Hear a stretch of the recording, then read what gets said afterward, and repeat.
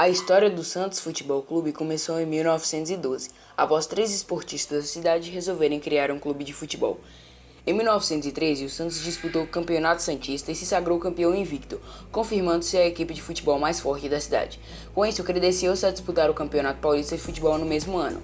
Mas as dificuldades com as viagens constantes e os resultados ruins dos jogos forçaram a equipe a abandonar a competição. A única vitória foi justamente contra o time que no futuro se tornaria seu principal rival, e que também estreava no campeonato naquele ano. O Corinthians, vitória santista na capital por 6-3. Em 1915, o Santos voltou a disputar o Campeonato Santista, conseguindo o segundo título, embora tenha usado o nome de União FC devido à APEA, a liga a qual permaneceu afiliado, não ter permitido participar com o nome oficial.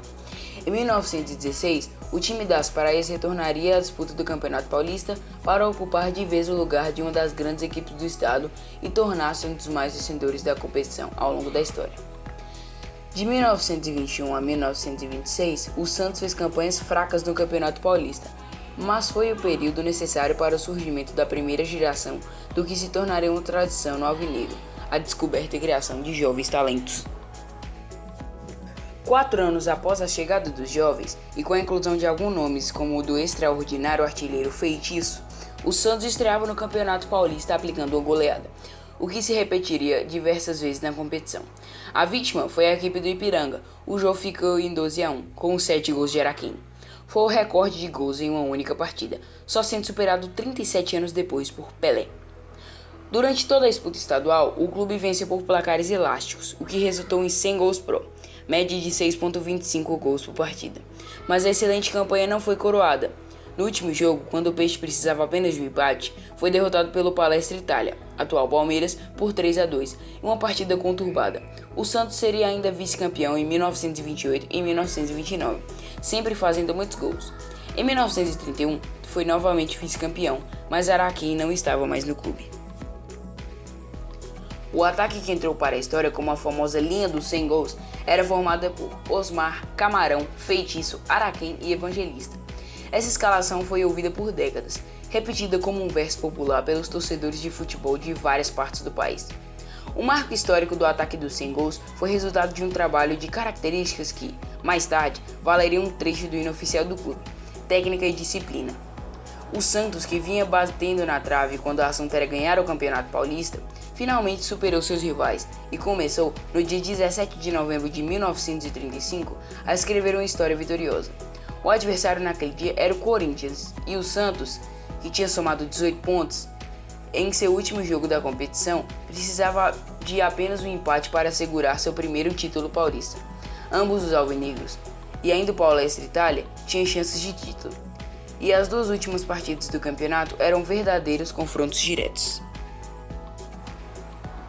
O prenúncio da grande fase do Santos começou em 1955, quando, depois de 20 anos, voltou a ser campeão paulista, tendo o atacante Emanuele Del Vecchio artilheiro da competição com 23 gols. Em 1956, chegaria a Vila Belmiro, trazido pelas mãos de Valdemar de Brito, o menino Pelé, de 15 anos, que deu novo impulso à história do Santos, levando a conquistas que enaltecem o futebol brasileiro no planeta. O time do Santos vinha de grandes campanhas, sendo bicampeão paulista em 1955 e 56, apresentando craques como Pepe e Zito, dentre outros. Com Pelé, o time se tornaria um dos maiores da história. Pelé marcou seu primeiro gol com a camisa do Santos no amistoso com o Corinthians de Santo André, jogo em que o time da Vila Belmiro venceu por 7-1. Em 1958, ganhou seu primeiro campeonato paulista, estabelecendo como artilheiro o recorde de 58 gols que permanece até hoje. Nesse campeonato paulista, o Santos marcou 143 gols. O Santos com Pelé continuou nos anos seguintes a ganhar todas as principais competições que disputava. Em 1959, a conquista do primeiro torneio Rio-São Paulo e o vice-campeonato brasileiro. Em 1960, mais um paulista. De 1961 até 1965, a hegemonia do futebol brasileiro com 5 títulos brasileiros. E foi em 1961, no jogo válido pelo torneio Rio-São Paulo contra o Fluminense, que Pelé marcou o famoso gol de placa. Foi homenageado pelo jornalista Joelmir Betting com uma placa. Em 1962 e 1963, o bicampeonato sul-americano da Copa Libertadores da América e o bicampeonato intercontinental Santos ganhou todos os campeonatos paulistas de 1955 a 1969, pois Palmeiras, time conhecido na época por academia, conseguiu interromper a sequência de tempos em tempos. Em 1967, o Santos daria início ao segundo tricampeonato paulista, em 19º Brasileirão. No ano de 1969, as conquistas e a fama do Santos eram tão grandes que após uma excursão pela África, o clube ficou conhecido como o time que parou a guerra. Após a era Pelé, o Santos continuou seu caminho de glórias. Em 1978, Chico Formiga, ex-atleta do clube, formou um time campeão. Os Meninos da Vila, apelido dado pela juventude dos atletas da equipe, conquistaram o Campeonato Paulista de 1978, destacando-se na época Juari, João Paulo, Pita, Ailton Lira e Nilton Batata. Em 1983, o Santos montou uma equipe forte, trazendo para a Vila jogadores consagrados como Serginho Chulapa Zé Sérgio e Paulo Isidoro, e conseguiu disputar a final do Campeonato Brasileiro de 1983 com o Flamengo de Zico, vencendo a primeira partida no Morumbi por 2-1, mas na final do Maracanã, jogando com alguns desfalques, o Santos acabou apenas com o vice-campeonato. Em 1999, Marcelo Teixeira se tornou presidente, pegando o clube com uma enorme dívida. A administração primeiramente tentou montar um grande time com jogadores renomados e ao mesmo tempo investiu forte na base, no patrimônio e na estrutura, reformando o estádio e fazendo um CT de primeiro mundo. Mas no início de 2002, ano que o clube completara 90 anos, os grandes jogadores haviam saído sem conseguir títulos. Apenas um vice-campeonato paulista em 2000, e o Santos teve que voltar suas atenções às categorias de base para recompor o elenco. A solução caseira deu certo e o Santos encerraria aquele ano com a conquista pela 7ª vez do Campeonato Brasileiro.